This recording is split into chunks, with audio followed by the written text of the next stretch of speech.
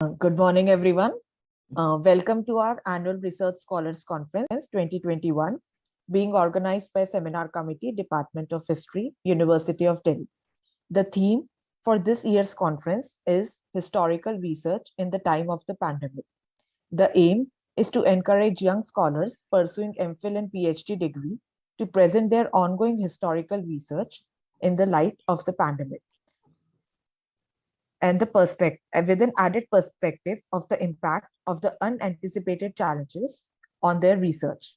The scholars, rather than turning to personal narratives of practical hurdles, will discuss their own historical research with more conceptually aware and historically situated ways depicting how they have braved through the pandemic and lockdowns to continue with their research and write.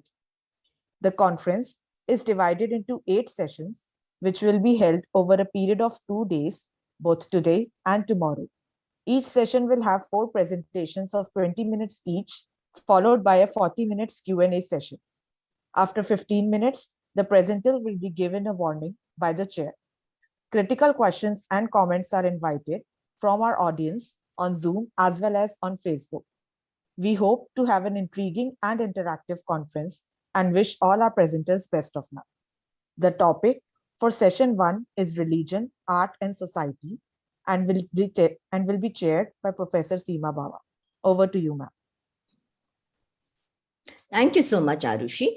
This is a very, very important conference for the department, and it's been an ongoing event for about 10 years. Unfortunately, last year we couldn't hold it because of the severity of the pandemic.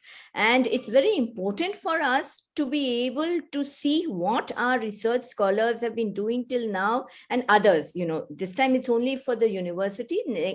Usually it is for all young scholars over India, all over India. But what I find is that, despite the pandemic, despite the hurdles, I found that our research scholars, most of them have been very keenly engaged with the research. And what I really found is that the different approaches, some of them took advantage of the little periods in between where the pandemic was not so severe to do their field work. Some of them, when the archive opened, have been to the archive, and but all of them have been in touch with their research. And this is something that's very heartening for us as faculty of the department, of which we are very proud to have you all as participants and hopefully soon colleagues in various other institutions and Delhi University. So I really look forward to your researches over these 2 years. I may not be there all the time, but I'm very, very interested in that. So the first speaker today is Anchit, and Anchit has been with us from, I remember him from MA and MPhil, and now, so what I really find very interesting is how he's looking at Jain religion, temple architecture, and trying to make connections with patronage and other aspects of Jain religion, art, and society, which I'm sure he's going to present. Anchit, you have 20 minutes, right? So. Thank you so much, ma'am. A very good morning to everyone. Please allow me to share screen. Just a second.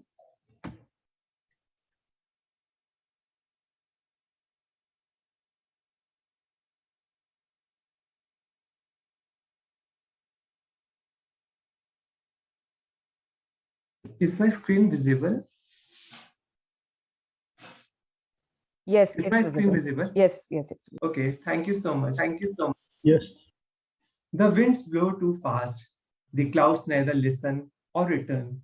My country is in northern horizon. The other land lies at the western extremity.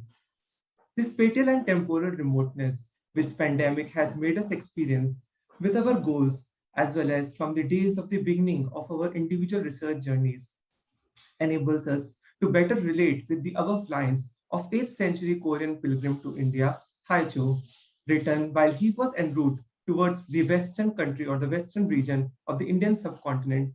yet quite far away. I am a fortunate student of Professor Sima Baba and Professor Parul Pandyardhar and consider myself to be a person of art history background. One of the pertinent tasks which equip a student of art history is the contextualization of visual remains in terms of the cultural milieu, including the religious currents and communities, and of the political patronage, along with the study of artistic ideas and influences. The pandemic, however, deprived me of any visual exposure to the impressive monumental remains of the site I intended to work upon, that is Osia, near Jodhpur in Rajasthan, yielding around a dozen and a half of early medieval temples. This further baffled my curiosity on the reasons for emergence of a major sacred center in my own distant western country, that is the arid regions of Thar. Unlike the more fertile regions of southeastern Rajasthan, where agrarian expansion resulted in the early medieval state formation, the potential of agrarian expansion in this region has been historically minimal. This then required exploration of the local economic base, which sustained the temple construction and renovation activities for around 5 centuries. The unquarantined free research ideas induce the exploration of this question through the study of local ecology, the predominance of animal wealth in the local economy, the interregional and intra-regional nexus of trade, pastoralism, and agro-pastoralism. So while the virus restrained the research progress, the mute others, the animals like sheep, camels, goat, and cattle, came to my rescue.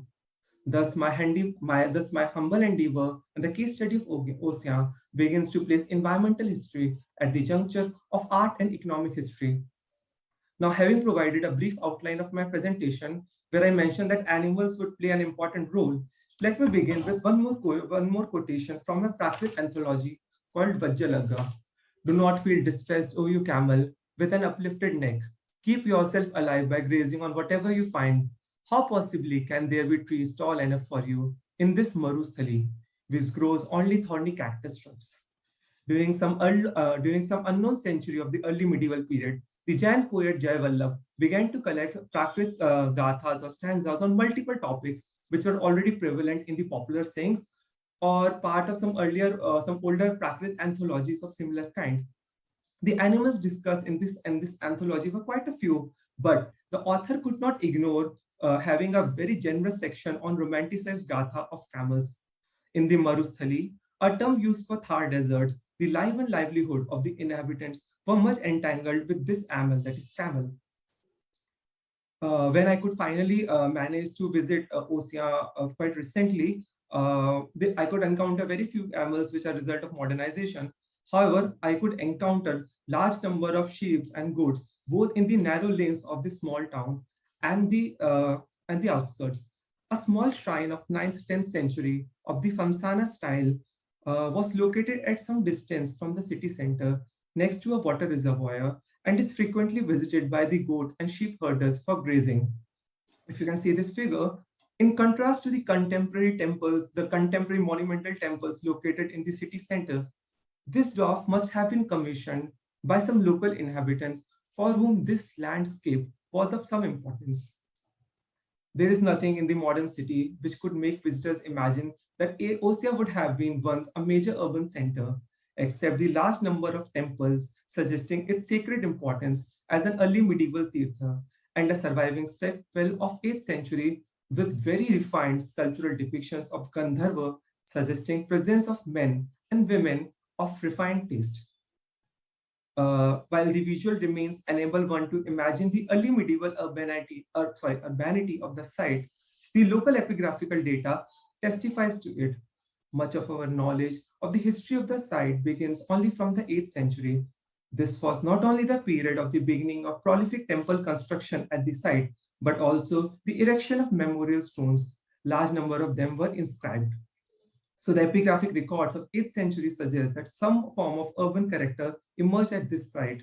We find inscriptions of some very prominent Ganika, of an aristocratic woman with royal title of Sri Ranula, and we find plenty inscriptions of corresponding to the caste of Dharkat, that is Dharkat Jati.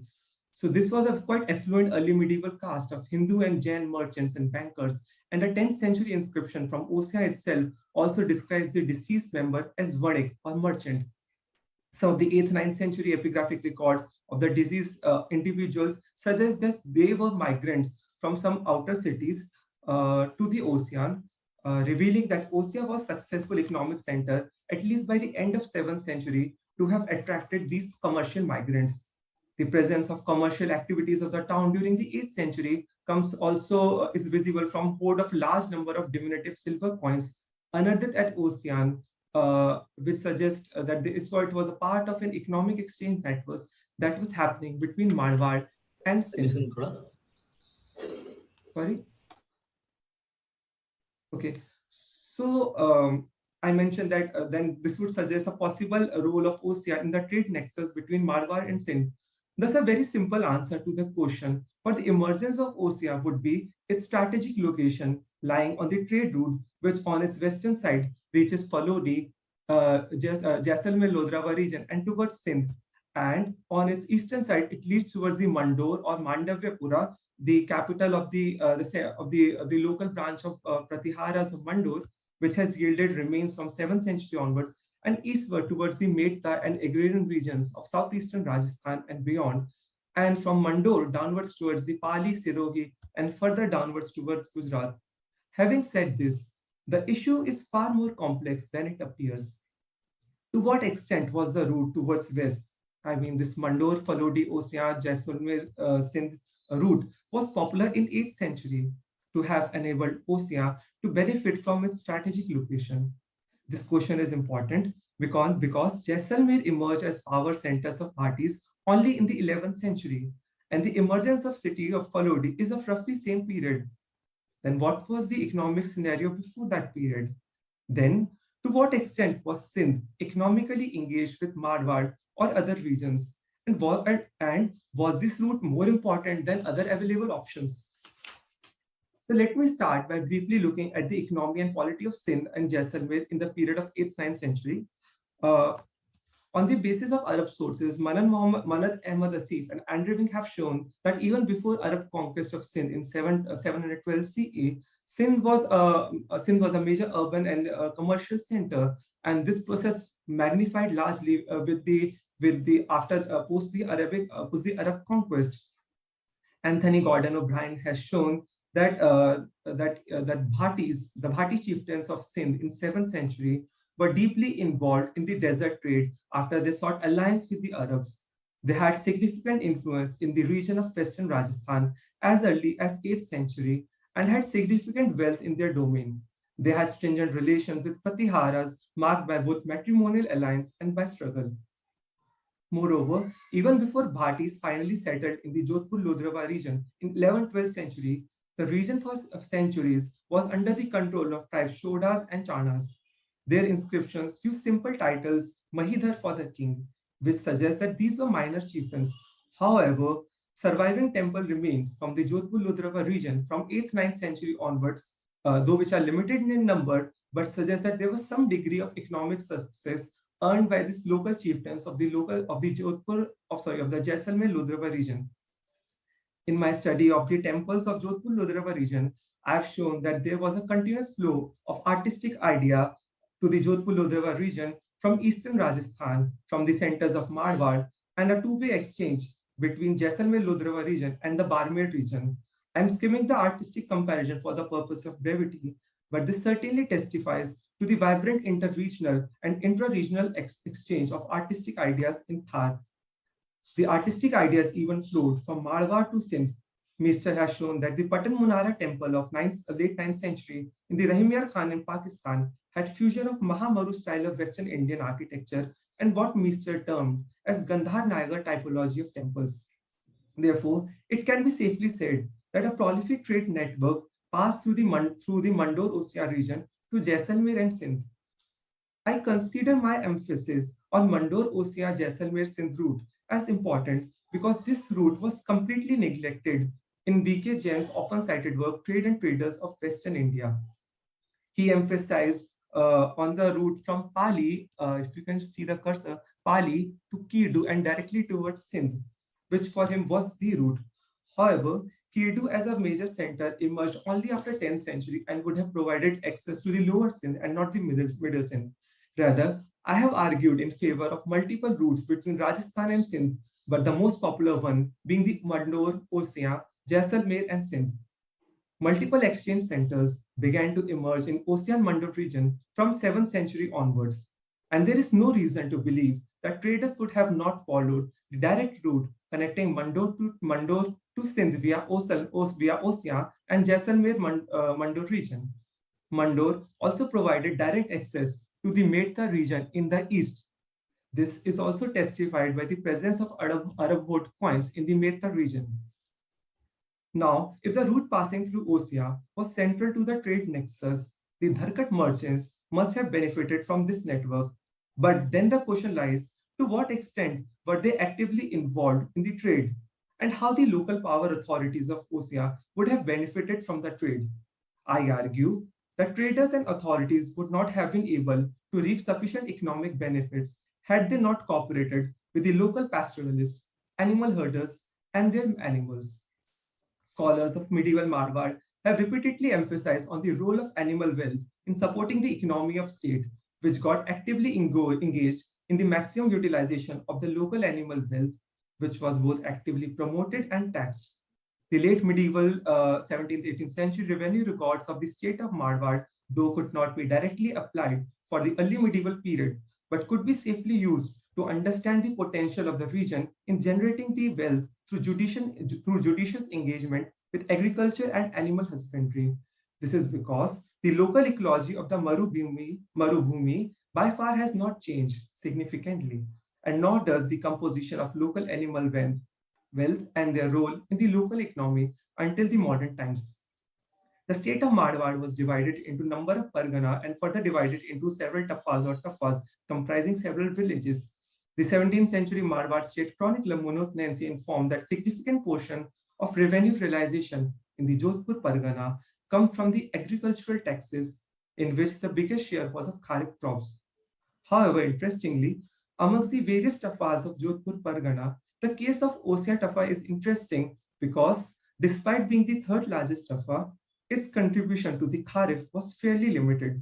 This indicates that even late as 17th century, the agrarian potential of the Osia region remained quite limited, though not negligible. Rather, the greatest contribution of Osia lies in its animal wealth. The late 18th century Pargana Jodhpur Hukumati Jamabandi Bhahi informs that Tafa Osia emerged as one of the biggest contributor of animal wealth in whole Pargana, being the highest contributor of camels and male buffalo, the second highest contributor of the female buffalo and bullocks, and the third highest contributor of sheep. Animals and animal products were historically major export items from Marwar, and Osia region would have been one of the biggest contributors. The high population of camels must have allowed the locals to lend them for short and long distance trade or engage in the caravan activities. The importance of animal in the medieval period is also testified by the cult of Panchpir and the Vishnoi movement, which was largely centered around cattle protection. Now I shall gradually move towards the early medieval period. The early medieval Jain texts like Katha Kush Prakaranam presents that animal rearing like that of cows, buffaloes, camel, and horse was an acceptable and respectable, not only acceptable, but a respectable profession for a householder. And it put the rearing of animal on the same level as trade. The economic potential of hiring out animals for the caravan trade is also revealed in Upamiti Bhav Prapanch Katha of roughly 9th century, as it refers to hiring out of mules and camels for a caravan trade as a profession, yielding good dividends. Interestingly, the 13th century Mrigpakshi Shastra strongly associates camel with oases and deserts or Marusthali. Undoubtedly, Marusthali was a region from which camels were associated and imported.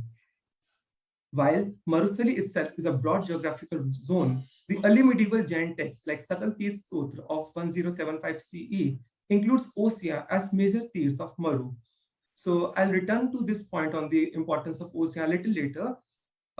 Briefly, I would like to talk about the role of transit duties on caravans, which played a very important role, which was an important source of revenue for the early medieval state. a brief survey of the arid region a brief epigraphic survey of the arid regions of Rajasthan during early medieval and of a little later period shows that in the regions which were quite arid and had limited agrarian potentials, the transit duties on caravan trade appear to have they were the important source of revenue, as the grants to the temples were quite often computed entirely in terms of the transit duties. You have 5 more minutes, Anchit. Yes, ma'am. Yes, ma'am. Thank you so much. Several early medieval exchange centers emerged around the Ossian Mandu region. However, the extant epigraphic data doesn't shed much information on the items of exchange in these markets of the central desert or about the grant provisions. However, there is no reason to discard the possibility of the state and cities like Ossia deriving economic benefits from the caravan passing through the route which connects Sindh and Jaisalmer region to Mandor, to eastern Rajasthan and beyond. One strong evidence in support of such a caravan trade comes not from the literary record, but from a local visual record. A 12th century epigraph from a 12th century relief from a terrace of a 7th 8th century temple on a summit of a rock at Mandor shows have a large visual space occupied by the depiction of camels in various activities, drinking water from reservoirs, having a water wheel, giving ride to soldiers, pulling the cart, etc. The depiction of animals, unless part of some narrative scenes, are strictly structured by faithful repetition of classical motifs, animals like elephants, lion, vyalo, etc.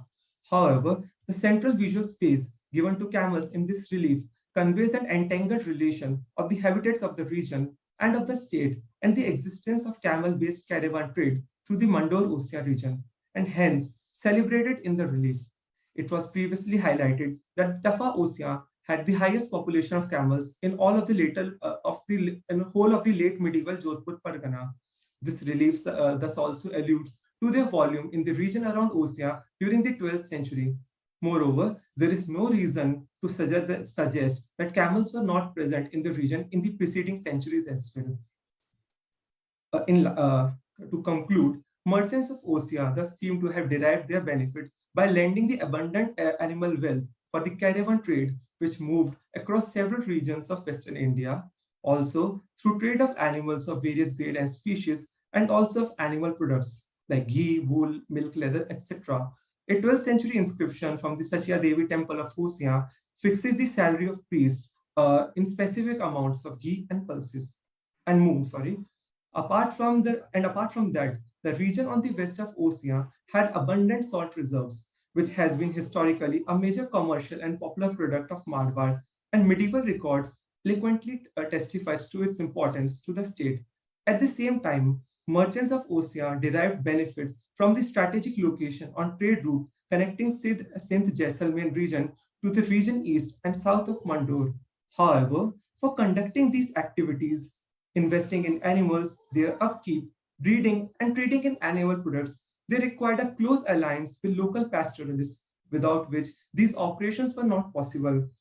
The early medieval Thar appears as an economically and culturally vibrant zone, and if traders and merchants played an important role in this vibrancy, this was possible due to the animal wealth of the region, and pastoralists could not manage, without whom this could not be successfully managed. While pastoralists never appeared in the literary and epigraphic records of the period, it was because of them and their animals that the culture of Thar could emerge, and so does the state, cities, and temples like that of Ossia. Thank you. Thank you, Anchit, for that presentation and also for sticking to the time limit.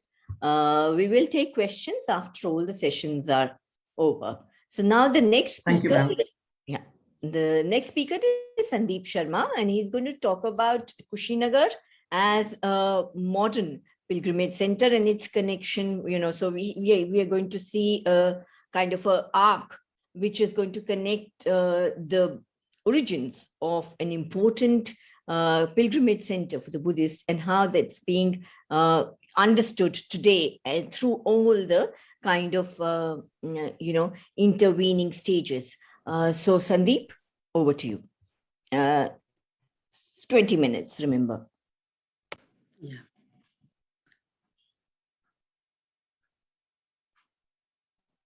Hello. Yeah, we can hear you. Go ahead. Good morning to everyone. Mm,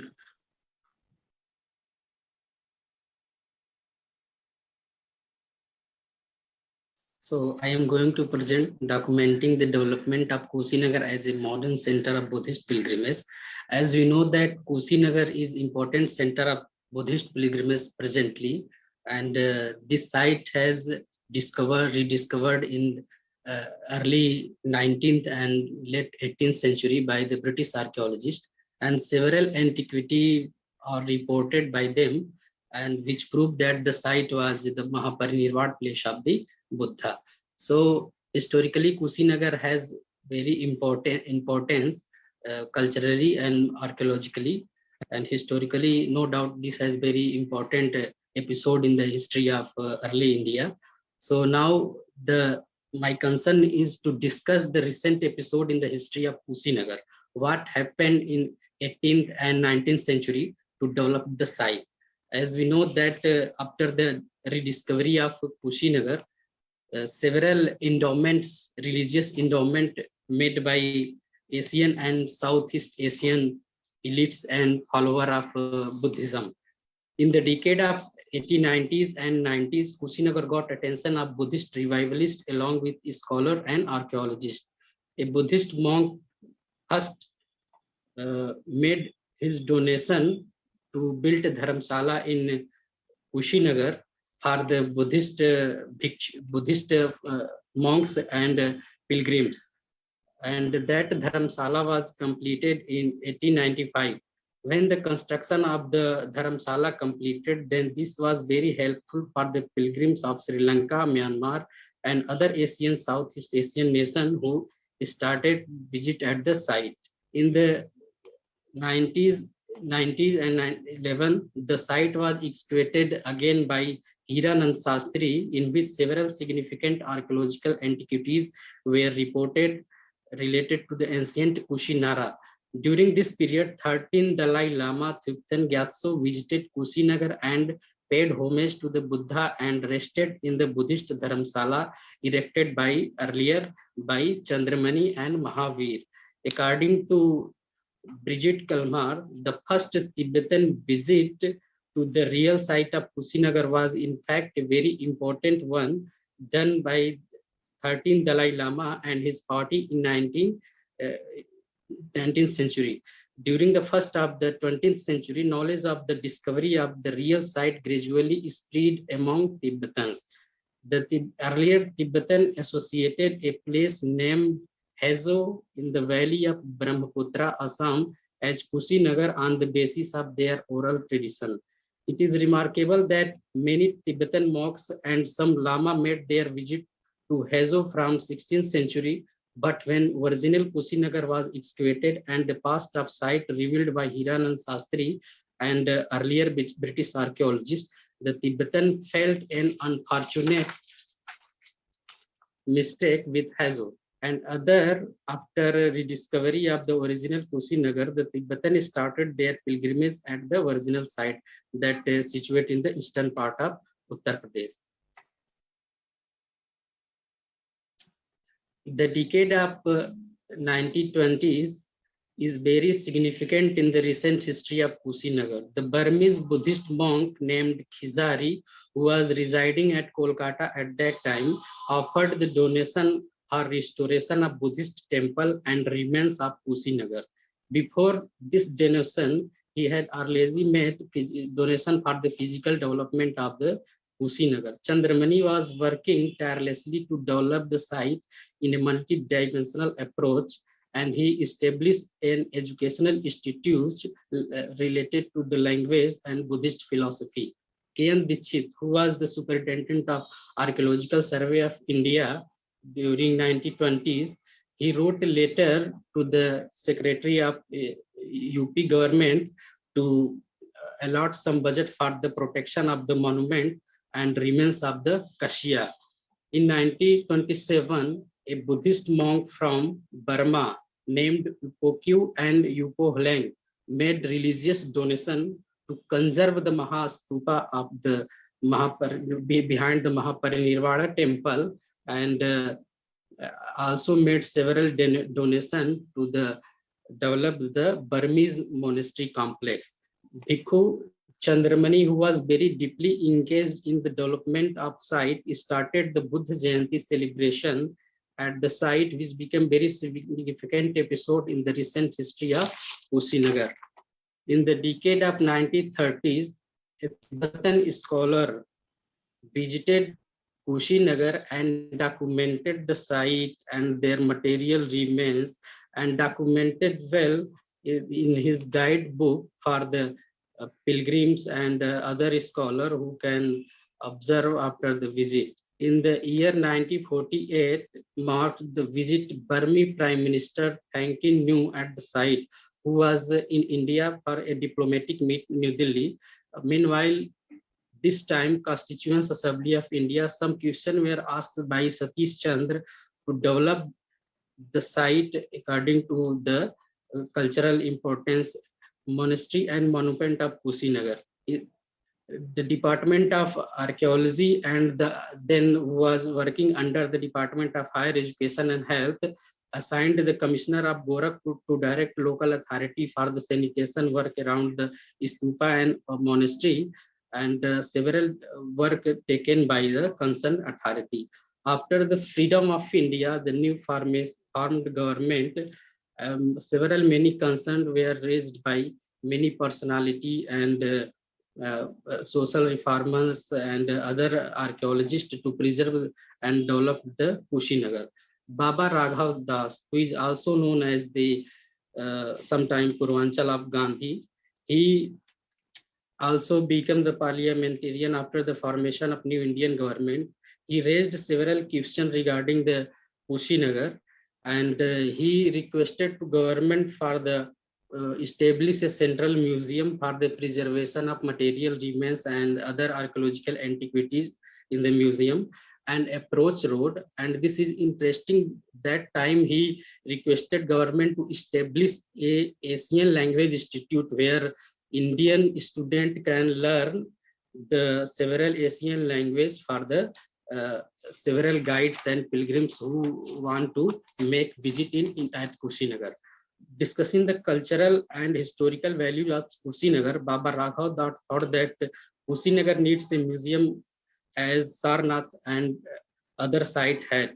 He suggested that Kushinagar and this site may be a great factor to attack the Asian nation. This is remarkable that after independence, India was facing both political and economic problem to connect the Asian nation. In the reply from the government side, the director of ASI suggested that making up road is in the periphery of Ministry of Roadways, but he promised to establish a museum. On the matter of building a museum, DGSI assured the government will establish any museum, and archaeology department will provide the material remains and related photographs of Kushinagar to enshrined in the museum. Baba Raghav Das' contribution is undoubtedly very remarkable.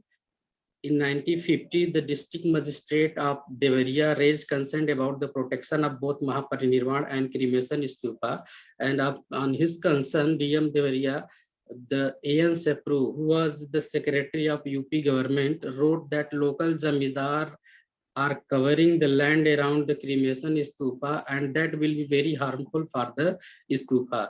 In this response, the Department of Education replied that the matter has been already taken, and after the completion of land acquisition, the area around the stupa will be protected. This was directed to the Central Archaeology Department to conserve and protect the stupa.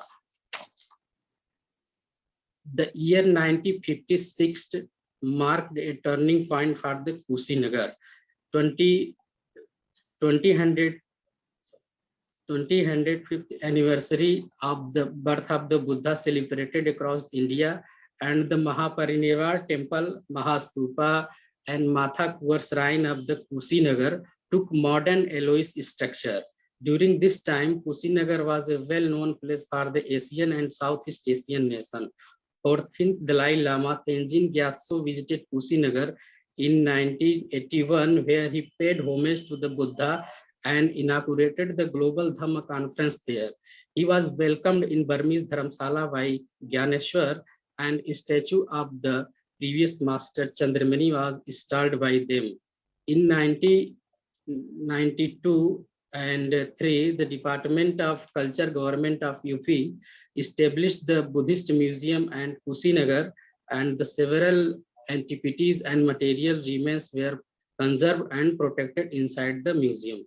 And this time very important for the Kushinagar, when the Gorakhpur University conducted a contextual archaeological investigation at the site, and they excavated the Fazil Nagar and associated that site with the Nirvana place of the Mahavira.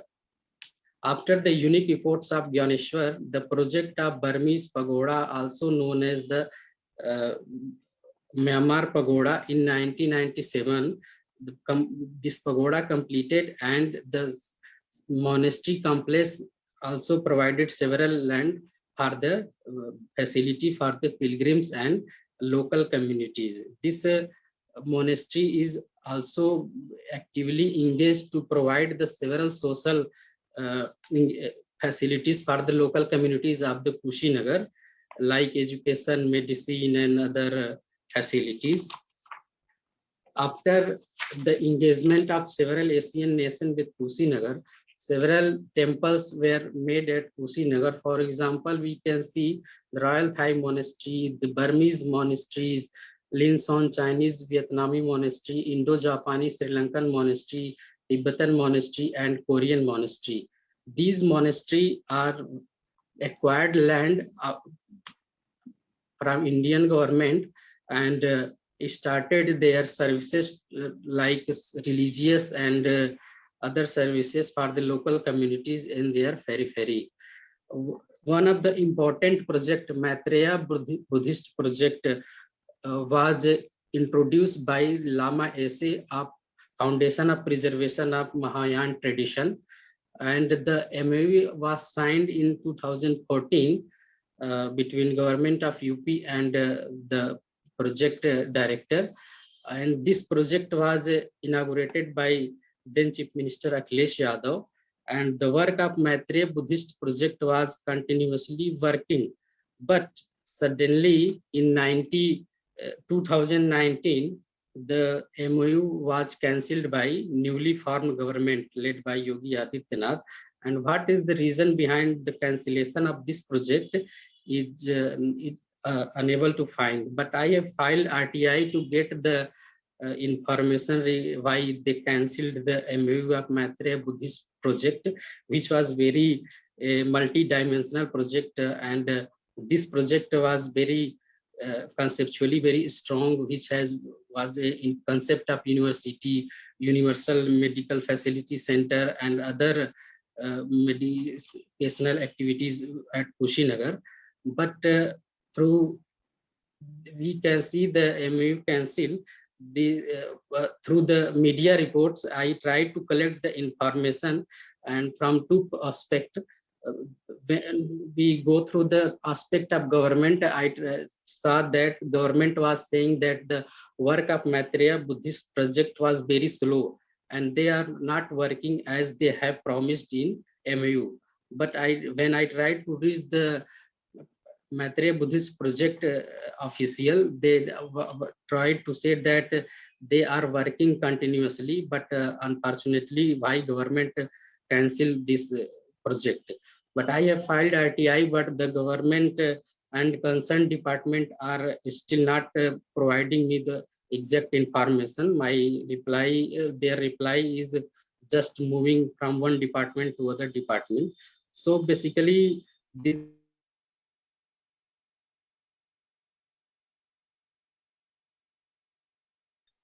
I tried to discuss the recent episode in the history of Kushinagar by British. Is currently Kushinagar situation is as international center of Buddhist pilgrimage, and these are the some pictures which depicts the earlier excavation made by British archaeologist and Hiranand Sastri. This is the Mahaparinirvana stupa and temple during 1950s. And this is newly constructed temple over the ancient shrine. This is colossal statue of the Buddha, which is enshrined in the museum and Mahaparinirvana temple. And this is the stupa behind the Mahaparinirvana temple, the ruins of monastery just in front of the Mahaparinirvana temple. And this is the important seal which depicts the Mahaparinirvana or Bhikshu Sangha and Mahamukutbandha Chaitya. This seal reported from the monastery after the excavation of Hirananda Sastri, and this stupa was erected by Mallas of Kushinagar, and several material remains revealed from Mauryan to Gupta period. And this is the Burmese pagoda and the monastery complex where we can see the Eloise pagoda made by religious donation from Burma and the several Buddhist followers all over the world. And this is Linson Chinese Vietnam monastery, which is built by the donation of Chinese follower of China and Vietnam Linson organization. And this is very remarkable that these monasteries are not only providing the religious facility and religious practices, but actively these monasteries are providing the several opportunities for the local periphery of Kushinagar. For example, these monasteries are conducting educational facility where the local communities can get education and several medical facilities. This is the aerial view of Royal Thai Monastery. This is under the Thai embassy. Sandeep, you'll have to wrap up. Okay. This is the Korean monastery, which is not completely built, but the work is going on. Thank you, ma'am.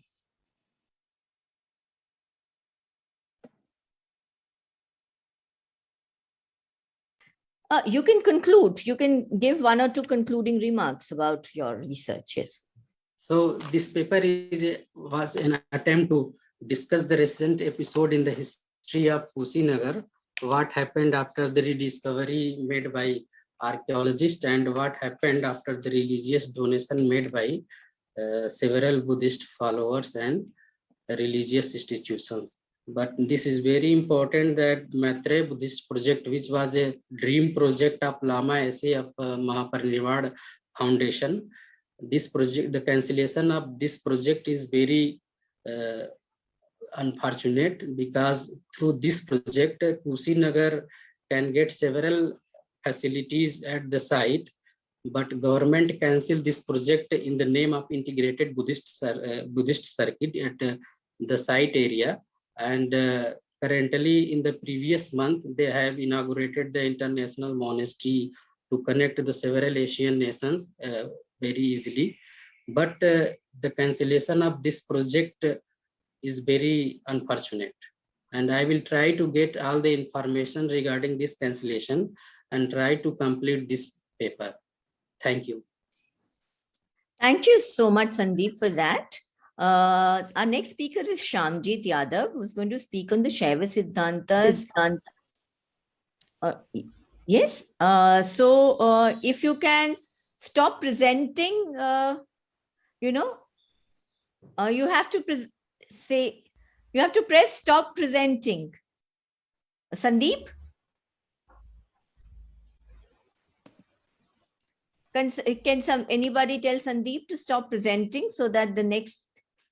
Yeah, okay. Thank you so much. Yeah, so Shyamjit is going to be speaking about Shaiva Siddhanta in Central India. Yeah, thank you so much. Thank you. Shyamjit, you have 20 minutes, right? Yes. Yes, I'll remind you after 15 minutes. Yes, ma'am. Good morning, ma'am.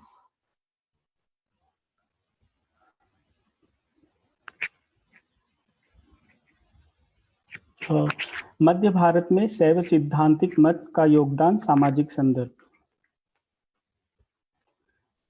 Introduction.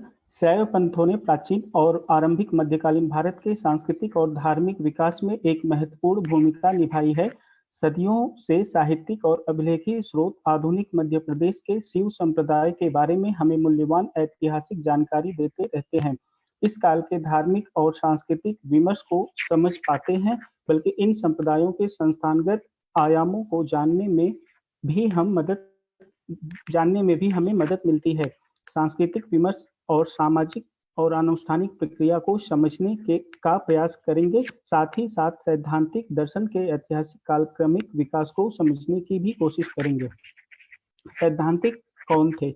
Madhya Pradesh के शिवपुरी जिले के रानो शिलालेख में तपस्वियों मुनि वंश की शुरुआत और विकास का वर्णन है। इन ऋषियों को सैद्धांतिक के रूप में वर्णित किया गया है। ये उपाधि इन तपस्वियों की सांस्कृतिक पहचान के रूप में देखी जा सकती है और शैववाद के शैव सिद्धांत संप्रदाय के प्रति उनके विश्वास को चिन्हित करती है।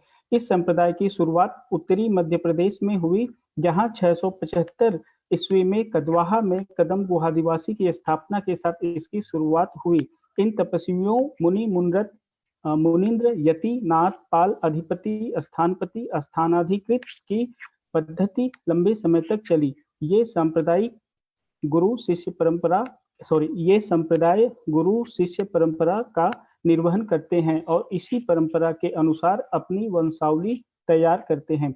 सन्यासियों के इस वंश ने शुरुआत में अपने तपस्वियों की प्राकृतिक और लगभग आत्मदंडात्मक प्रथाओं के साथ साथ उनके संस्थागत मठवासी संगठन की अच्छी तरह से स्थापित स्थिति से अपनी प्रतिष्ठा और ताकत प्राप्त की।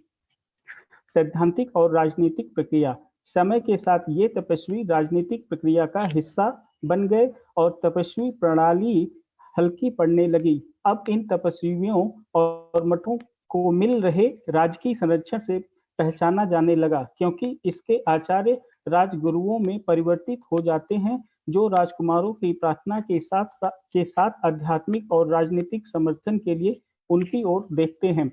7वीं से 13वीं शताब्दी तक गुर्जर प्रतिहारों, चालुक्यों और मालवा के बाद के प्रतिहारों और त्रिपुरी के कलचुरियों सहित समकालीन शासकों ने इन्हें सम्मान में रखा। इसके तपस्वियों और मठों ने आबादी पर नियंत्रण का प्रयोग किया, जिसमें 8वीं जंगलों में योद्धा शामिल थे। स्थानीय धार्मिक संप्रदायों को आत्मसात किया और समुदाय को एकीकृत किया। अपने तपस्वियों के नेतृत्व में मध्य भारत में यह मठवासी आंदोलन कई कारणों से उल्लेखनीय है। मठों के अपने एकजुट संघ, उनके संगठन और प्रबंधन के लिए, अपने मुनिवंश में निरंतरता के लिए, जिसे परंपरा, पौराणिक कथाओं और वंश द्वारा मान्य किया गया था। जैसे जैसे वे सत्ता में बढ़ते गए, सिद्धांतिकों ने मध्य भारत में राजनीतिक और सामाजिक आर्थिक समीकरणों को काफी हद तक बदल दिया और अधिग्रहणवादी तपस्या की एक बदली हुई संस्कृति की शुरुआत की, जो कई अवसरों पर आक्रामक और युद्ध प्रिय बन गई। इसलिए सिद्धांतिकों के विशाल किले जैसे मठ आज भी उनकी सर्वोच्चता के प्रमुख दृश्य प्रतीक बने हुए हैं और कभी-कभी उन्हें प्रतीकात्मक रूप से देवत्व के स्तर तक बढ़ा देते हैं। शैव सैद्धांतिक और पवित्र स्थल। मध्य भारत में शैव सिद्धांत के उद्गम स्थलों का अपना एक इतिहास रहा है, जो तपोवनों और वनों से होते हुए शासन और महलों तक जाता है। यहाँ हमें शिव सिद्धांतिकों की सांस्कृतिक इकाइयों के दो आयाम देखने को मिलते हैं, पवित्र स्थान और उसका स्थलाकृतिक तंत्र। इस तरह के स्थानों की श्रृंखला में प्रत्येक स्थान को सिद्धांत के पवित्र क्षेत्रों को परिभाषित करने वाली एक महत्वपूर्ण कड़ी में बदल दिया गया था। शिव सिद्धांतिकों से जुड़े घटनाओं और त्योहारों का जश्न मनाया गया था और उनके मुनियों और संबंधित घटनाओं से संबंधित था। लोगों से लेकर राजकुमारों तक समाज का व्यापक प्रतिनिधित्व मंदिरों, मूर्तियों, प्रतिमाओं, मठों, अनुष्ठानों, दीक्षा आदि सहित पवित्रता के कार्यों ने इसके उत्थान और विस्तार में महत्वपूर्ण योगदान दिया। शैव सिद्धांतिकों के राजनीतिक और सांस्कृतिक स्थलों का विस्तार। शैव सिद्धांतिकों के भौगोलिक और सांस्कृतिक स्थल आरंभिक मध्यकाल तक आते आते तपोवनों से बढ़कर मंदिरों और मठों के पूरक के साथ आबादी वाली बस्तियों में बदल गए। कदम गुहा कदवाया जिला गुना के ऋषि के नाम के रूप में कदम गुहा आदिवासी को एक गुहा प्रदान किया। कदवाया को छोड़कर ये सभी बस्तियां दूर दूर तक घने जंगलों से घिरी हुई हैं और आज भी यहाँ पहुंचना मुश्किल है। और इन सभी समूह में जोड़े या अकेले में मंदिर हैं। ये कभी तपोवन, एकांत और ध्यान में तपस्वियों के आत्मदंडात्मक प्राकृतिक जीवन के लिए उपयुक्त थे। एक तपस्वी की कुल वापसी ने उसे आत्विकों की निकटता में एक निर्विरोध उपस्थिति की अनुमति दी, जिसका अधिकार जंगलों में प्रबल था। इसलिए उन परिवेशों में मुनियों का उदय आत्विकों और गैर बाध्यकारी तपस्वियों के बीच समझौते का प्रतीक होना चाहिए, जिन्होंने अंततः उन तपस्थानों को मठों में परिवर्तित कर दिया और उन्हें मंदिरों से अलंकृत कर दिया। तपोवनम श्रेष्ठ मठम विद्या प्रस्थः प्रतिष्ठा परम निनाय। यह भी देखा जा सकता है कि सिद्धांतिकों के पवित्र स्थान बार बार युद्धों से तबाह हो गए थे। इन स्थलों के पवित्र चरित्र को अक्सर घुसपैठ जुझारू प्रकरणों द्वारा रौदा जाता पाया जाता है। तेराही ने 903 ईस्वी में एक खूनी युद्ध देखा, जब एक भीषण लड़ाई में योद्धाओं की जान चली गई। उनकी पत्नियों ने सती की और उनके स्वर्गारोहण का जश्न मनाने के लिए स्मारक पत्थर स्थापित किए। शैव सिद्धांतिकों का भौगोलिक विकास। मध्य भारत में शैव सिद्धांत का इतिहास इसके उत्तरोत्तर विस्तार का इतिहास है, क्योंकि यह पहले उत्तरी, दक्षिणी, पूर्वी और मध्य प्रदेश 7वीं से 13वीं शताब्दी ईस्वी में व्यापक रूप से विकसित हुआ और फिर राजस्थान 960 ईस्वी, उड़ीसा और महाराष्ट्र 10 या 11वीं शताब्दी ईस्वी, आंध्र प्रदेश 1234 से 1291 ईस्वी और तमिलनाडु 11 से 14वीं शताब्दी ईस्वी तक फैल गया। यहाँ हमारी चर्चा केवल मध्य प्रदेश में इसके विकास तक ही सीमित है। सिद्धांत आंदोलन की पवित्र स्थलाकृति का वर्णन रानोद शिलालेख में इसके उत्तरोत्तर विस्तार वाले स्थान और इसकी कई शाखाओं विपुल वर्धित भूरी शाखा के संदर्भ में किया गया है। शिलालेख अन्य बातों के साथ साथ तपस्थान, तपोवन, आश्रम, बस्ती आदि में इसकी उपस्थिति को इंगित करता है। मठों का विस्तार। सिद्धांत आंदोलन का विस्तार पवित्र स्थान केवल प्रदेश तक ही सीमित नहीं था, इसमें लोग भी शामिल थे। क्षेत्र के संदर्भ में इसका नियंत्रण जंगलों से लेकर दूर की भूमि तक फैला हुआ था। लोगों के संबंध में इसने लोगों से लेकर शासक राजकुमारों तक समाज के एक व्यापक प्रतिनिधित्व को अपनी तह में शामिल कर लिया। क्षेत्रीय विस्तार में फिर से आंदोलन स्थानिक रूप से अस्पष्ट या गैर निश्चित क्षेत्रीय संस्थाओं में शामिल नहीं रहा। यह विशिष्ट स्थान और उनके वातावरण को अपनी चपेट में लेता चला गया। निकट या दूर के स्थानों में विशेष मठों के तपस्वियों के प्रवास ने इसके विस्तार को सहायता और मजबूत किया। चूंकि सिद्धांतिकों ने उत्तर में मुरैना जिले से दक्षिण में गुना जिले तक फैले क्षेत्र में अपनी मठवासी बस्तियों की स्थापना की, यह विस्तार 7वीं और 10वीं शताब्दी के बीच हासिल किया गया था और इसे मंदिर के पूरक के साथ आगे बढ़ाया गया था, जो प्रत्येक बिंदु पर आए थे। वह स्थान जहां सिद्धांत ने मूल रूप से एक मठ के साथ खुद को स्थापित किया था, मूल रूप से एक मठ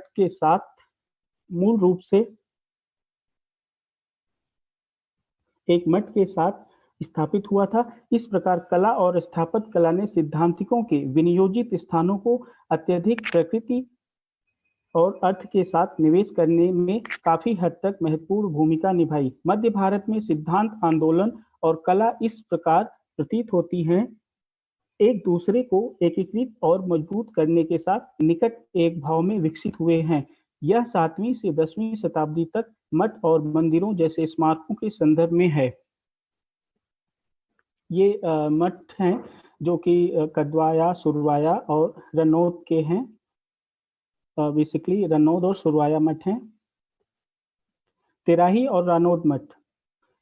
कदवाया, सुरवाया, रानौद और तेराही में मठों का क्रमशः क्रमिक रूप से निर्माण हुआ। ये मठ कदवाया में एक को छोड़कर स्वयं सिद्धांतिकों द्वारा बनवाए गए थे और एक गुरु शिष्य परंपरा का निर्वहन किया था। रानौद शिलालेख के विवरण से संकेत मिलता है कि अवंती वर्मन चालुक्य 825 शताब्दी ईस्वी ने अपनी राजधानी में एक मठ का निर्माण किया और पुरंदर को रानौद अरणी पद से वहां रहने के लिए आमंत्रित किया। पुरंदर ने, ये सब पुरंदर और ये नाम है शैव आचार्यों के हैं, गुरुओं के। अरणी पद से वहां रहने के लिए आमंत्रित किया। पुरंदर ने उनके लिए बनाए गए मठ कदवाया पर कब्जा कर लिया और रानोद में एक और मठ का निर्माण किया, जिसे उन्होंने अपने शिष्य कवच शिव को सौंप दिया। इसलिए ये दोनों मठ लगभग 825 ईस्वी के आसपास के माने जा सकते हैं। कदवाया का पवित्र इतिहास 675 शताब्दी ईस्वी से लेकर विक्रम संवत शताब्दी ईस्वी से लेकर के विक्रम संवत 1587 तक है और अभिलेख इसकी गवाही देते हैं। इसकी पवित्रता और तीर्थस्थल के रूप में इसकी स्थिति। सिद्धांत यहाँ 973 ईस्वी तक फलता फूलता रहा। 825 ईस्वी और 973 ईस्वी के बीच इसे कम से कम 5 मंदिरों, 4 मठों, 6 पवित्र तालाबों एवं दीवार वाले 4 दीवारी कुओं और बगीचे से अलंकृत किया गया था। यहाँ बने मंदिर शिव, उमा, नटेश और विनायक को समर्पित थे। इनमें से केवल एक मठ और खूबसूरती से बनाया गया एक तालाब वापी ही बचा है। सुरवाया को 700 ईस्वी में शंख मठकाधिपति द्वारा अपने कब्जे में लिया गया था। ऐसा लगता है कि इसका मठ 8वीं शताब्दी के अंत या 9वीं शताब्दी की शुरुआत में बनाया गया था। इसे आगे 1292 ईस्वी तक एक किलेबंद परिसर में बंद कर दिया गया था। वर्तमान में मठ अपने गढ़ों,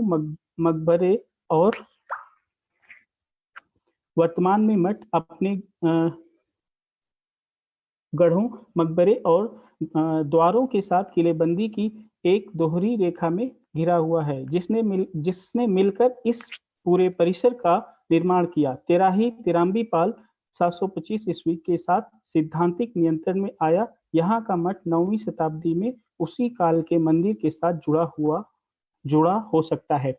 13वीं शताब्दी में तिराम्बी मठ के एक तपस्वी उड़ीसा चले गए और उन्होंने इसका उल्लेख उत्तर तिराम्बी ग्राम के रूप में किया। उसके बाद तिराही के बारे में कोई ऐतिहासिक अभिलेख नहीं है। जैसा कि ऊपर उल्लेख किया गया है कि संरक्षक कुड़राज अनुयायी प्रख्यात चंदियान की हत्या कर दी गई थी। तिराही 11वीं शताब्दी का मोहाज माता मंदिर इंगित करता है कि यह स्थल कम से कम उस अवधि तक प्रमुखता में रहा। शैव सैद्धांतिक मठ। मधुमती, महुआ जिला शिवपुरी में भी एक सिद्धांत मठ मौजूद था। ऐसा प्रतीत होता है कि यह 7वीं शताब्दी में शिव धुर जाति को समर्पित मंडिपिका मंदिर के निर्माण के साथ प्रमुखता में आया। उसी शताब्दी का एक शिव मंदिर और एक चामुंडा मंदिर 9वीं शताब्दी ईस्वी भी अस्तित्व में आया, जो मत्त मयूर शाखा के तपस्वियों के लिए प्रसिद्ध था। महुआ में आज कोई मठ मौजूद नहीं है, लेकिन इस जगह का उल्लेख सिद्धांतिकों के निवास मधुमती धाम सैद्धांतिका नाम के रूप में किया गया है, जो वहां एक प्राचीन मठ की उपस्थिति का संकेत देता है, जहां तपस्वी रहते थे। भारतीय मंदिर शैली। उत्तरी मध्य प्रदेश में मंदिर वास्तुकला एक मजबूत परंपरा का प्रतिनिधित्व करती है, जो चरित्र में अत्यधिक एकीकृत है। यह ऊपरी भारतीय शैली लैटिन मंदिरों को दर्शाता है। पूरा लेख साक्ष्य केवल महुआ में धुरजाति शिव के मंदिर और ग्वालियर में नवदुर्गा कार्तिकेय मंदिरों, अब नष्ट हो गया है दुर्गा कार्तिकेय का मंदिर, के मामले में उपलब्ध है और यह उनके गुर्जर प्रतिहार संबंध को इंगित करता है। ऐसा वंशवादी जुड़ाव अन्य जगहों पर पूरी तरह से नदारद है। तथ्य यह है कि इनका निर्माण मधुमती, तिराही, बटेसर, नरेसर सहित अन्य स्थलों में किया गया था। उनके निर्माण और अभिषेक में सिद्धांतिक संरक्षण की ओर संकेत करते हैं। शैलीगत विचारों पर इन मंदिरों को कालक्रम के अनुसार 600 ईस्वी से 10वीं शताब्दी ईस्वी तक प्रारंभिक, परिपक्व और गुर्जर प्रतिहार समूहों में वर्गीकृत किया गया है।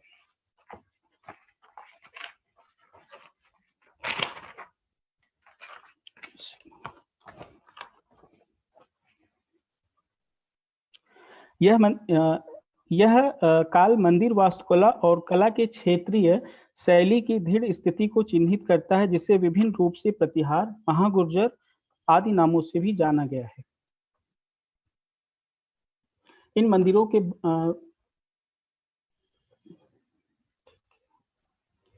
ये मंदिरों की कुछ सूची है। 7वीं शताब्दी में जो मंदिर निर्मित हुए थे, महुआ धुरजाति मंडिपिका, महुआ शिव मंदिर 8वीं शताब्दी ईस्वी में निर्मित मंदिर हैं, जैसे नरेसर शिव मंदिर समूह, बटेसर शिव मंदिर समूह, खेरहट देवी मंदिर, अमरोल रामेश्वर महादेव मंदिर, इंदौर शिव मंदिर, दांग शिव मंदिर, अमरोल दाने बाबा का मंदिर, बटेसर भूतेश्वर महादेव मंदिर, महुआ चामुंडा मंदिर। मंदिरों की सूची और आगे, ग्वालियर विशाख मंदिर वर्तमान में अब ये उपलब्ध नहीं है, केलधर सूर्य मंदिर, ग्वालियर तेलिका मंदिर, ग्वालियर नवदुर्गा मंदिर वर्तमान में ये भी उपलब्ध नहीं है, केलधर एक शिव मंदिर, तेराही शिव मंदिर, 10वीं शताब्दी ईस्वी में सुरवाया शिव मंदिर, कदवाहा शिव मंदिर समूह, पढ़ावली मंडप, थोबोन शिव मंदिर। ये कुछ कदवाया और तेराही के टेम्पल्स हैं, और सारे टेम्पल्स के जिसमें हमने अभी आपको डिस्कस किया है, मेरे पास सारे फोटोग्राफ्स हैं जो कि दूसरे फाइल में हैं।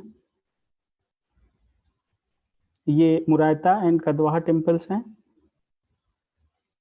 मंदिरों की शैली व स्वरूप, सॉरी शांतजीत 5 मिनट और हैं, ठीक है? जी मैम, जी मैम। ये महुआ एंड तेराई टेम्पल्स हैं, और नरेसर जो मंदिर समूह है उसके विषय में एक पर्टिकुलर सदाशिव की एक छवि शिव को चतुष्पाद के रूप में चित्रित करने में सिद्धांतिक दर्शन को संक्षेप में शामिल करती है। उनके 4 पैर ज्ञानपाद, क्रियापाद, योगपाद और कार्यपाद को दर्शाते हैं। विचाराधीन छवि एक लिंगम के एक तरफ खुदी हुई है, जबकि दूसरी तरफ देवता के 3 अन्य आकृतियां हैं। यह मध्यस्थता में बैठे 2 सशस्त्र देवता का प्रतिनिधित्व करता है, और इस मायने में अद्वितीय है कि इसके आसन को 2 अतिरिक्त पैरों और 2 अतिरिक्त हाथों से घेरा गया है, जिसके पैर अपने चतुष्पाद बिंब विधान को समय के साथ पूरा करते हैं, जो कि निरूपण के तरीके में अतुलनीय है। जीव पशु पर शिव का पूर्ण नियंत्रण इसी तरह उसी शिवलिंग पर अन्य आकृति में भी दर्शाया गया है, जहां शिव अपने एक हाथ में एक हिरण रखते हैं। जीव यहाँ जीव मतलब हिरण को पकड़ना उन बेड़ियों पास का द्योतक है जो उसे बांधती है, जिस पर शिव का अप्रतिम नियंत्रण है। सिद्धांत का दर्शन पशुपति और पास पर उसके कथनों के इर्द गिर्द केंद्रित है। ये नरेसर टेम्पल कॉम्प्लेक्स है, जैसे इसमें लकुलिस को यहाँ तपस्यारत दिखाया गया है।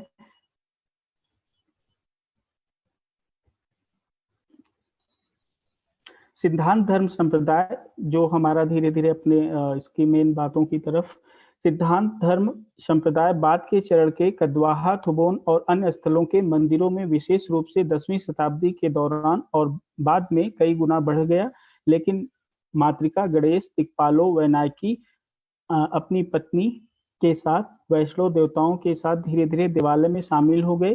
तपस्वियों के आंकड़े भी मूर्ति चित्रण के शैव अभिलेखों में पाए जाते हैं। वे विशेष रूप से सुरवाया और थोबोन में महत्वपूर्ण दिखाई देते हैं। थोबोन में वे देव कोष्ठकों पर अत्यधिक आरोपित हैं। सुरवाया में वे शिव मंदिर के मंडप पर एक मनोरम विविधता में स्तंभों के विभिन्न चेहरों को सुशोभित करते हैं। यहाँ जो विवरण दिया गया है वह उत्तरी मध्य प्रदेश में शैव कला की सामग्री को चुनिंदा रूप से परिभाषित करता है। ये विषय संप्रदाय की प्रमुख उपस्थिति के अनुरूप क्षेत्र की कला पर सिद्धांतिका संरक्षण का दावा करते हैं। मंदिर, मठ और मूर्तियां इस संप्रदाय के सांचे में उपयुक्त लगती हैं। ऐसा लगता है कि संप्रदाय ने अपनी बारी पर उनका उपयोग उन स्थानों को सुरक्षित करने के लिए किया जिन्हें उसने अपने पक्ष में विनियोजित किया था। सिद्धांतिकों ने शिव की उनके एकीकृत पारलौकिक रूप में पहचान की वकालत की, जो अंततः द्वैत में जा सकता है। शक्ति को सक्रिय घटक माना जाता है। तांत्रिक कथनों में एक लंबी श्रृंखला का विचार किया गया है, जिससे शक्ति का उदाहरण स्वरूप अंतः शक्ति, इच्छा शक्ति, ज्ञान शक्ति, क्रिया शक्ति आदि इस अनुभूति को उत्पन्न करते हैं जो मुक्ति की ओर ले जाती है। इस पूरी योजना में पार्वती की पंचाग्नि तप करने वाली आकृति सिद्धांतिक तपस्या का प्रतीक प्रतीत होती है। इस प्रकार उमा सिद्धांतिक धर्म संप्रदाय के लिए प्रमुख लगती हैं। उनका प्रतिनिधित्व प्रारंभिक प्रतीकात्मकता का एक अनिवार्य हिस्सा है। उत्तरी मध्य प्रदेश के मंदिरों में योजना का ये टेम्पल्स के स्कल्पचर हैं, जिसमें पार्वती की भी है प्रतिमा।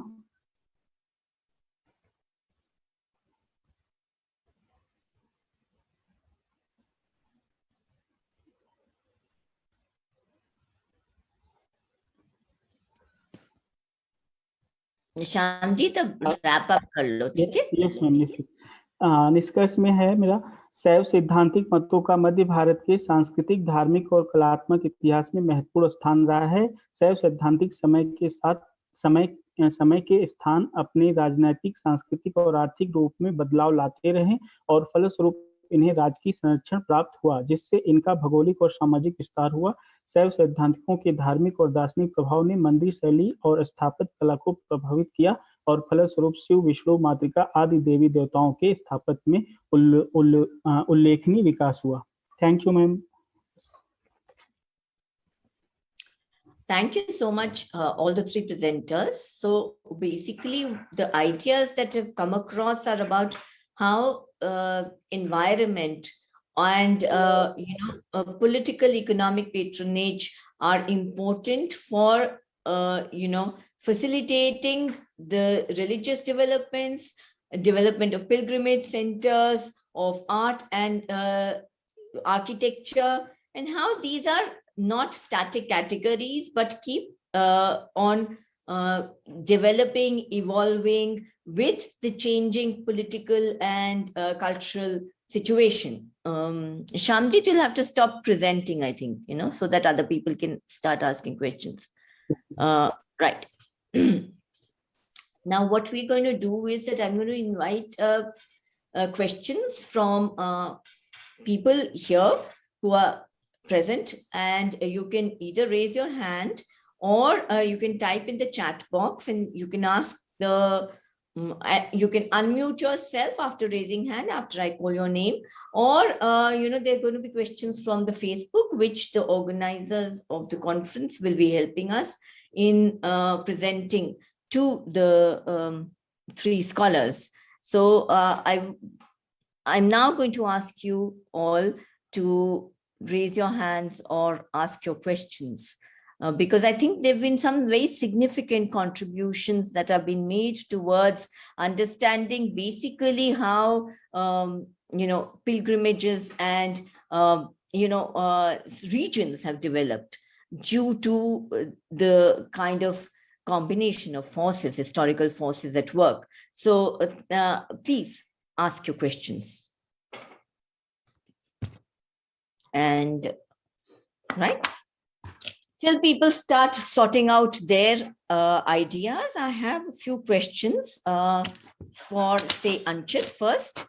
Anchit, you were talking about this kind of a connection between pastoralists and the development of local art, architecture, and cultural context, and you did quote some texts.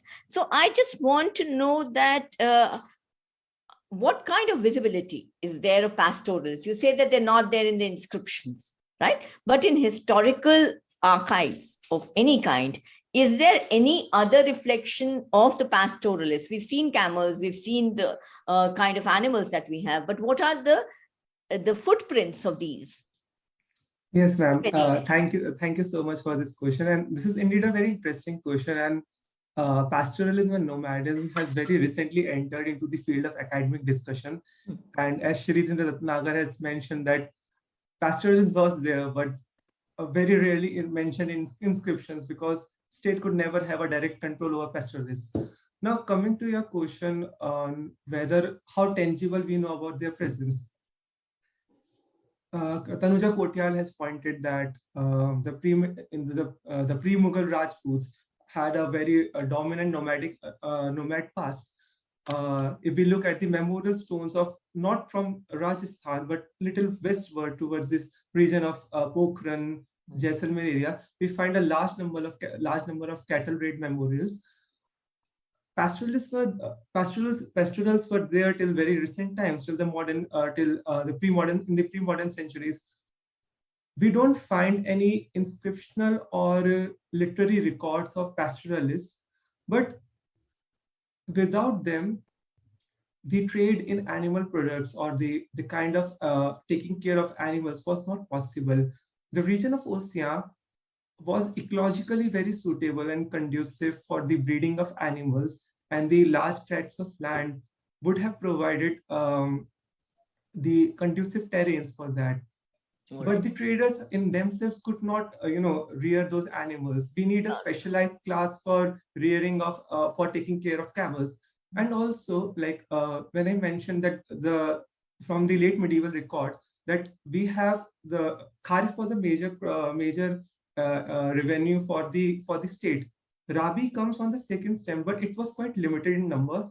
And in several regions of the Jodhpur Pargana, the contribution of Rabi was fairly limited. So in the region, when you have a very potential of a seasonal agriculture, the people often tend for the seasonal transhumance, or the seasonal pastoral practices. So Dr. Manisha Chaudhary also has a question, maybe related to this, if she can ask. Thank you, Razi sir. Thank you. Good morning, everyone. Anchit, I just have a number of queries and too many objections to certain things what you have said right now. The first is that in the 18th century, when you say the things are shifting and ocean has declined and could be because of new things are emerging and all, you are completely ignoring the political disturbances and the developments that happened in the 18th century. So that is their entire political history to it, why Oceania declined. And specifically, it did not decline only in the 18th century, but it started declining much before. Secondly, you are saying that Oceania was very, very conducive for camel breeding. It was not. It was not, because even archaeological evidences have proved it very well, and it is very well established by archaeological evidences. Oceania was not for it. But yes, the location of Oceania was such that there were large enough number of camels that were kept there, because from beyond Oceania, people need to travel, and there it was the juncture for finding the transport. So people, the traders themselves used to finance these people to bring in the camel to help the transport, but not necessarily Oceania is for the breeding. Breeding ground, the nearest is Barmer, which produced the best kind of camel in those times. And we have archaeological evidences for that as well. Thirdly, you say like transit duties and trade, right? So Professor Devra's work has extensively worked on this, and they have shown what kind of transit duties were there. And from camel, the transit duties around Oceania and all these collections, the revenue state composition was nearly 22%. So on that part also, you need to see again, because those are the times which are 16th, 17th, and 18th century. They are not, we cannot apply that directly to the 8th century. You are taking inscriptional evidences for the, camel in the region, but the inscriptional depiction of camel in that region, again, I will say there are many such things, but again, it is archaeologically proved that donkey is the one which was domesticated first. Then it was bull, and last was the camel. But still, we do not find any evidence of donkey inscription where it is shown as domesticated, right? Rigved again indicates to certain hymns where they say about domestication of camel, but again, they are saying that we do not know where they are, basically.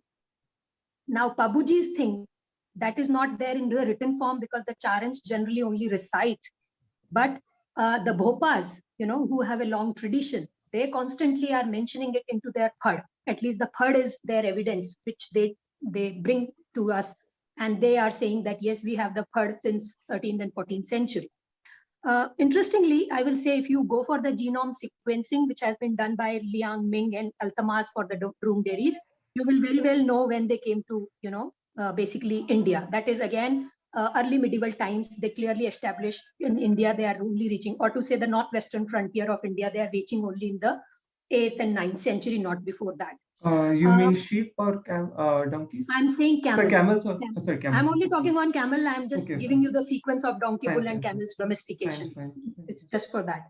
Interestingly, from Saudi Arabia, again, we have the evidences where in 3000 BC, the camel was hunted, and the saddle was introduced in 1200 BC. So that's again very close to it. Yes, when they will be coming to us. And beyond that, I will say, if you take the, because what I think you are using the Barmer Kiradu inscription for saying that the camel was used and domesticated. If we look at that in that sense, then the camel presence was very much there in the Himachal Pradesh during the 5th century, because there are temples in Himachal in the 5th century which indicate that camel was domesticated, and they are very much shown with the saddle. But these are mainly, what I'm saying again and again is, These are the people who are traveling. They see these things, and when they come back, they put their artists to the work that please make such kind of things. So there's no like what you are trying to problematize in your presentation is that on the environmental context you are trying to fix it, but Ocean is like it is there very well depicted by this Shyam Singh Bhanot, then beyond Devda ji and many other historians who work on archaeology and then finally literary sources. They proved it that it was not at all for the camel breeding. It was mainly a trading center where many cultures came down, and a filtered notion of culture they wanted to depict through the temples because there was no other way for them to develop it. And that is the reason they never allowed the Charans and the others to grow in that particular region, which happened for the others, which are very nearby regions, right? So you can just take these as the pointers for your for shaping your work further. If you can reply one of like a few of them, it will be nice. I would like to thank you so much, ma'am, for your points. Like there are six, seven things. Like let me see how much I can answer. First, about the decline of Ocean.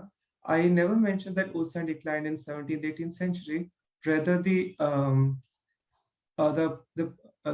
construction activities at Ocean halted by around 12th century, but there was the process of renovations continued, particularly for the Jain temple in 13th, 14th, and even 15th century. But there was a major decline or some kind of halt in 12th, 13th century. So I don't think I mentioned about its decline in 18th century. Now, second, you mentioned about the transit duties and the camels. So my argument for transit duties was not just based on that Barbarian inscription. If you look at several inscriptions from several sites, and I can mail you after the lecture. So in some of the inscriptions which are say in Tipali district, we can understand that transit duties are important because the grant to the temple were computed in three portions: A, from taxes on certain goods; B, from the agrarian taxes, from the agraha; and third, from the transit duties.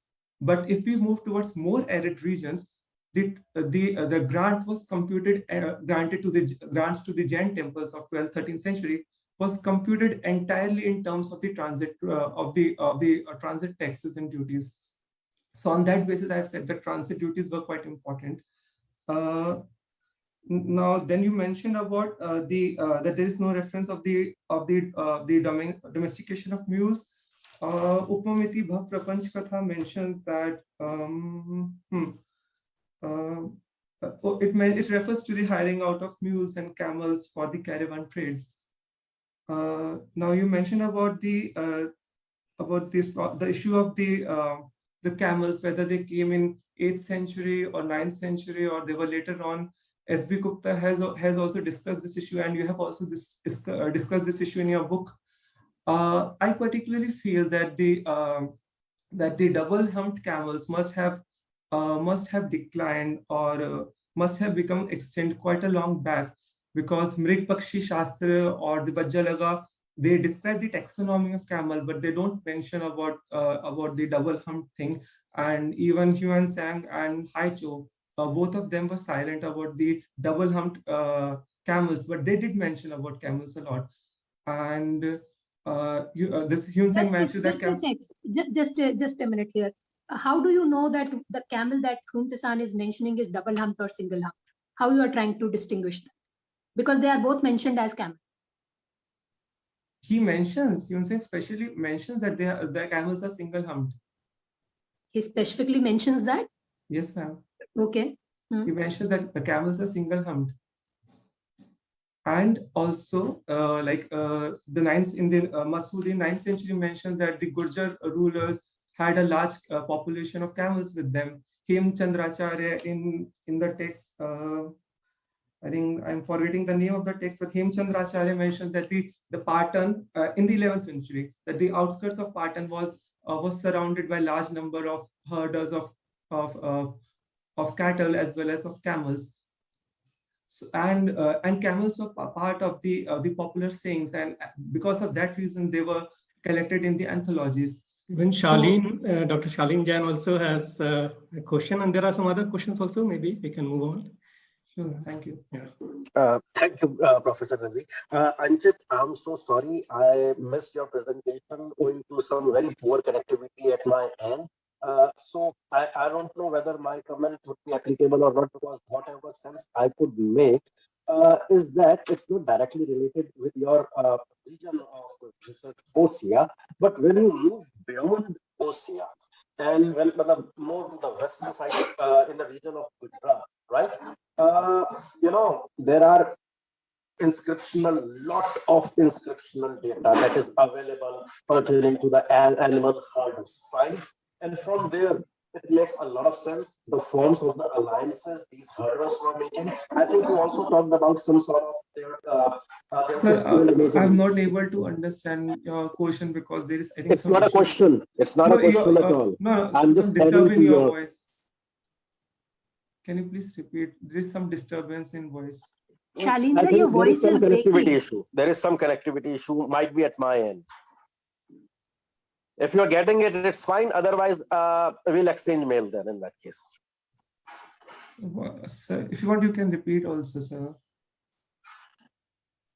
Am I audible now clearly? Yes, sir. It seems better. See, I'm not putting any question to you. I'm just adding to you what you were saying, that in the region of OSIA, you don't have any inscriptional data about the animal herders and all. But when you move beyond OSIA, in the region of Gujarat, you have ample inscriptional data about the pastoralists. Fine. You also have their stone idols. You have a database, a massive database of the inscriptions that talk about these tribal getting into alliances, making some political alliances. It also, not of the camels, that I'm sure, but it talks a lot about the milch cattle. Fine. And the type of the fights that ensued amongst the various pastoralist tribes are gaining more and more towards these milch cattle. Right. So if this may help you out, bail you out further in your research, that's all. This was just an observation that I just wanted to make. Thank you so much. Thank you so much, sir. I will definitely look at it and I'll discuss this with you also. This is really helpful. Thank you.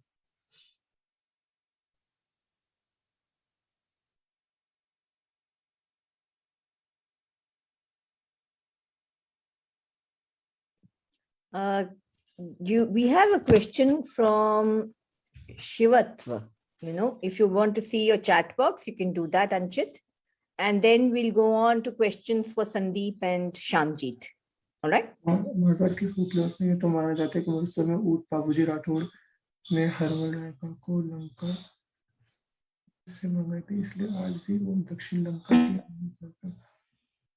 I am unable to understand the question. If this is not question, Anchit, what you are reading right now, he's just mentioning that this is the belief traditionally. I think you are taking from like what has been mentioned by one of the students, Beniwal, I believe. Yeah. I think that we can, if there's not a question, is there any other question for Anchit? We can take questions for Sandeep next. No? Okay. Sandeep, we have, I have one or two questions, and then of course, it's also open to everybody else to ask questions from Sandeep. I was just wondering, what is the kind of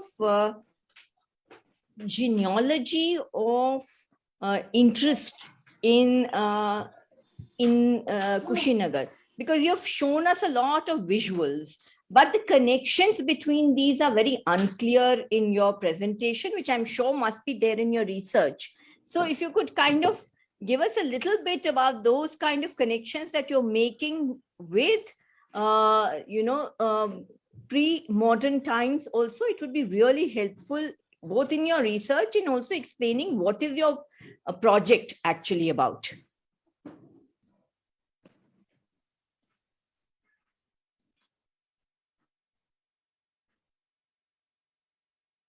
Hello. Dibolia. Yeah. Hello. Ma'am, can you please repeat the question? What I want you to tell me, if you can, is that you talk a lot about, and you've shown us images of pre-modernity also, but you basically, of course, your paper is focusing on 19th and 20th century. What I really would like for you to tell me is how you're making connections with pre-modern remnants or memories of Kushinagar, and how this develops into the colonial, post-colonial understanding, development of Kushinagar as a major pilgrimage site for the Buddhists. So if you can kind of do that, it'll be really helpful. I'm sure you have done that, but since it's a short presentation, that didn't come across. Yes, ma'am.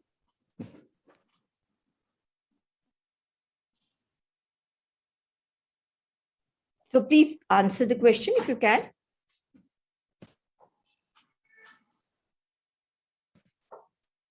Sandeep? Have we lost him?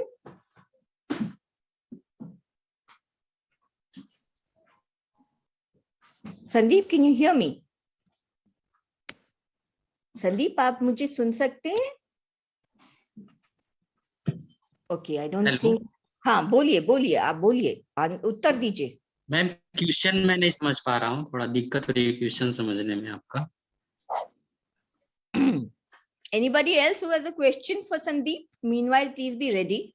हम पूछ रहे हैं कि आपने 19वीं और 20वीं शताब्दी के बारे में बात की है, लेकिन आप जब कुशीनगर के आधुनिकता से पहले के जो स्मृति चिन्ह हैं, हाँ, उनके साथ किस तरह से इन डेवलपमेंट्स का, इन प्रवृत्तियों को जोड़ते हैं, हाँ, कि किस तरह से पहले से, क्योंकि आपने हमें इमेजेस दिखाई थी, है ना, तो वो जो विजुअल कल्चर है वो किस तरह से आप इसको कंटिन्यूटी में देखते हैं, इसको एक नया ट्रेडिशन देखते हैं, तो आप क्या इसमें, क्योंकि हम देख रहे हैं कि जहां तक थाईलैंड का सवाल है तो वो अपने वाट ट्रेडिशन से उसका आर्किटेक्चरल डेवलपमेंट कर रहे हैं, जो वियतनामीज हैं वो अपने आप तरह से कर रहे हैं. तो पहले से कुशीनगर में जिस तरह या उसके आसपास के जो बौद्ध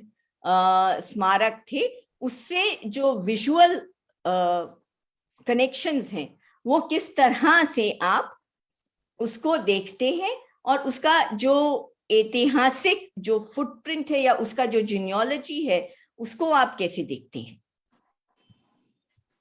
आप समझ में आ गया? Yes, ma'am.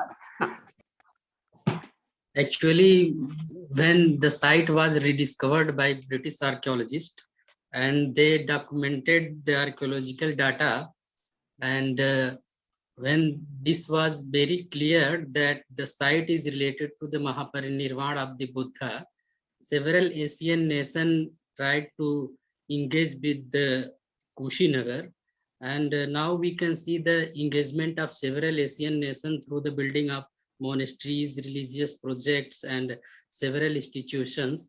And as in ancient time, the site was no doubt very significant in context of culture and history, as we know that Asoka also made their pilgrimage at site, and this is mentioned in the Divyavadan that Asoka visited at the site and made pilgrimage.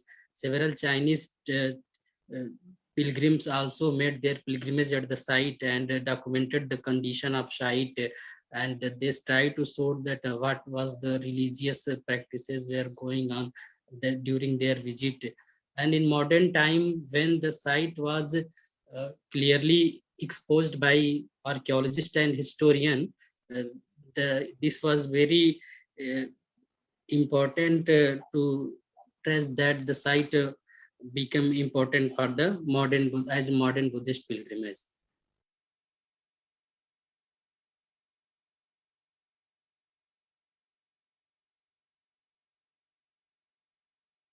Any other questions for Sandeep?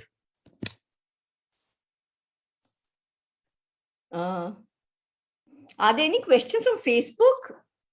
If you can. No, ma'am, not yet. No questions from the Facebook.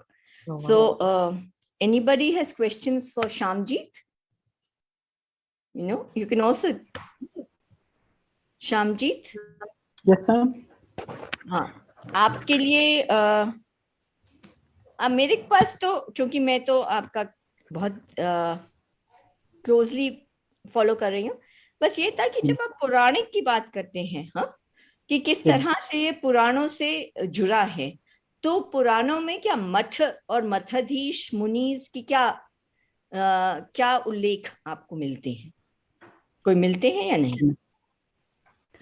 Ma'am directly तो मठ मठाधीश का नहीं मिलते हैं, लेकिन सिद्धांतिकों के विषय में जैसे पाठक ने भी उल्लेख किया है और एग्जाम्पल दिया है इंस्क्रिप्शन का। जैसे उसमें उन्होंने बताया कि 4 के मिलते हैं, जिसमें उन्होंने जैसे पाठक के शब्दों को मैं एज इट इज आपको बताना चाह रहा हूँ कि उन्होंने क्या सेविज्म मतलब उन्होंने these schools variously listed the Puranas and आगम्स।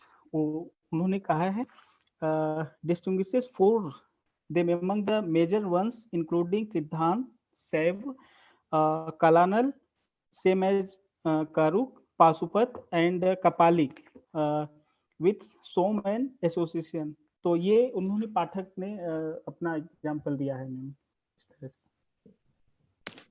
Are there any questions for Shamjit or for anybody? Sandeep, Anchit, anybody?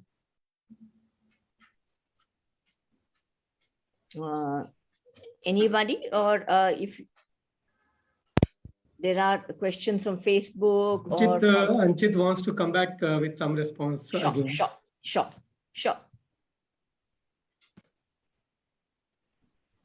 Thank you, ma'am, for giving me space. I want to continue some of because it was not possible to answer all the issues raised by Dr. Manisha Chaudhary, ma'am, and these are very important questions. One thing she mentioned was that OSIA was not conducive for the breeding of camels. Now, I would like to respond on this through 2 points. A, if we look at the Marwar state records and the Jodhpur Pargana, the records of Jodhpur Pargana, the Tappa OSIA from all of this, from whole of this Jodhpur Pargana, it mentions that the highest number of camels came from the Tappa OSIA only. So in 17th century, now I'll come on the question whether they were imported from somewhere or breeded there only. But definitely in 17th century and in 18th century, in whole of this Jodhpur Pargana, OSIA had highest population of camels and of other animals also. Now, on the question whether they were breeded in the region of OSIA or they were imported from somewhere else and were placed in OSIA, and even if they were imported from somewhere else and placed in OSIA, then that is also a very important question. Now, Dr. Manisha Chaudhary, ma'am, has mentioned in her book, and let me quote, the herding of camels required a specialized group of individuals like rebadis and often necessitated nomadic ventures and open land areas where animals can pick twigs, leaves, and grasses. Now, the ecology, if we look at the ecological landscape of OSIA, there is, and particularly in the outskirts region of OSIA, there are lands, there are open areas which suits to that. And this made me recall of this of the reference in 13th century Mrik Pakshi Shastra. It informs that camels can grow abundantly in oases only. The most popular variety, Ustra, is described as one which likes desert and runs very fast in the desert. They at times like to go to forest also, which can be nothing other than a cluster of short trees of the arid. So it mentions that the best quality of camels come from such an arid place. They need such a secluded space. And Vajralagga also emphasizes on similar kind of things. For example, it mentions that the male camels enjoy the female ones in bushes, deserts, solitary and depressed places. Now, if one visits OSIA, one would definitely find such places. And I'm unable to think of any reasons that camels were present in such a large number in this place, OSIA, but were not breeded. For that, because Anchit, let me tell you, in the 17th century especially, there's a lot of organization of camels and animals, especially in general, for all the states, because all of them are earning a lot of money from the camel fairs, cattle fairs, and large number of fairs are organized. So much so that in Ajmer itself, there were 14 to 15 cattle fairs, and that too in a year. और इसी से I think आप एक अंदाजा लगा सकते हैं कि कितने कैटल फेयर्स मरुस्थली में हुए होंगे और किस तरह से जैसलमेर ऑर्गेनाइज करता रहा होगा, and what is there connectivity with Gujarat and then beyond. Taking forward from Shalin sir also, as he said, pastoralism is well established, but for camel to say that OSIA in itself is not very conducive for the very simple reason because the dunes are very much into the OSIA. When you look at the Jaisalmer desert, you know, the variety of the desert changes, and there the desert is much more vast, where the dunes are very tall, very huge, but again their pace is also very extensive. So camel requires that kind of thing in first place. Secondly, why there is a change in the variety when we talk of camels from Jaisalmer to Bikaner, and then, you know, altogether the Bhuri camel that comes from Badmer, which generally people talk that Pabuji got here, and there is an entire story to it. So there are varieties of them, right? In OSIA, why I'm saying that they were kept there for the very simple reason, because OSIA was a very major cross center. And from here, people traveled long distances. It was a place from where people set on long journeys, right? For that matter, Badmer was not. For that matter, other places were not. Jodhpur was not. Jodhpur was only approached by people in order to refill the requirements of water. Now coming back to OSIA, if you see I will say the water catchment areas of OSIA, you find they are very, very different in comparison of the ones which are there in the Jodhpur and Jaisalmer and Barmer, if you have traveled the region. Why is it so again? Because they knew that this is the region, and again, see that all these regions, the water catchment areas are very low on the ground. Why? Because the camel and the cattle needs to reach the region to pick water and then come back. Wherein all the water catchment areas in the areas of Jaisalmer or to say Jodhpur, they have a high inundation on both the sides because those are the water areas reserved for human beings. So in this, why I'm saying OSIA is a place where they are keeping the cattle is because OSIA is a juncture for setting on long journeys. So they need to refill themselves here. They refill human requirements from Jodhpur, and then, you know, basically the Mandor, and then they refill the animal requirements in OSIA. They drop the animals which they have carried till there, and from here onwards, only exclusively camel is taken forward. And then again, the mode of transport changes when they cross over from the Sindh desert. When you read the history of Sindh or Tawarikh-e-Sindh, you will get to know about this also. And they say this has been continuing for very, very long in the same way. Interestingly, what you are saying is pastoralism is very well established in this region because there's no reason for us to deny it. And why? Because archaeological evidences are there, which clearly mention that yes, pastoralism, nomadism on large scale is there. The problem of the company with the region was again the same, that they cannot be surveillanced. And therefore, they never wanted to interact with the region directly. When Mehta Nancy talks about them, he says, yes, these fights of pastorals are continuing. In Jaisalmer, we have large number of evidences of cattle fights and the fights over the capture of, you know, Champa and all. Again, Nandita Sahai has very well done the work on that, where she brings out the inscriptions. So that is there very much in the early medieval. My only thing about you is like, for camel, why I will say you should not, because very nearby you have Badmer, which provides the best variety. Then the next is Jaisalmer, which again supplies you the second good. And the last is Bikaner, which is for the huge stuff to be carried forward. Why you need to take Bikaner camel is because then you go towards the hilly areas. So that is the one major difference. And I will say, because literary evidence is something what is like, you know, we create literature. Archaeology is not create. And the inscription in this region and the literature of the region is again, I will say, because in 18th century, large number of changes has been done by the Rajputs here. Because there was revivalism of Vaishnavism in these regions in the 18th century. And please remember, जिसे कहते हैं ना कि घर में बैठा के revive किया गया था लिटरेचर को कि जो भी हमारे फेवर में नहीं है उसको निकाल दो and please rewrite the entire thing. So I mean, Seema ma'am is there. I think she's attempting to come in. I will rest my say here only. So just take these things forward. I'm just saying that. I'm not objecting to what you want to perceive further. Ma'am, you are muted. Yeah, I'm muted because my dog is playing with me. I'm really very happy that, the faculty is also pitching in and offering very, very valuable suggestions. So I think all of you should take those. And I think this has been a very, very fascinating beginning to the 2-day conference, which is very important. I think we'll take a break now so that the organizers also can have a kind of a breathing space. And please come back at 11:30 for the rest of the presentations. Thank you so much. Thank you.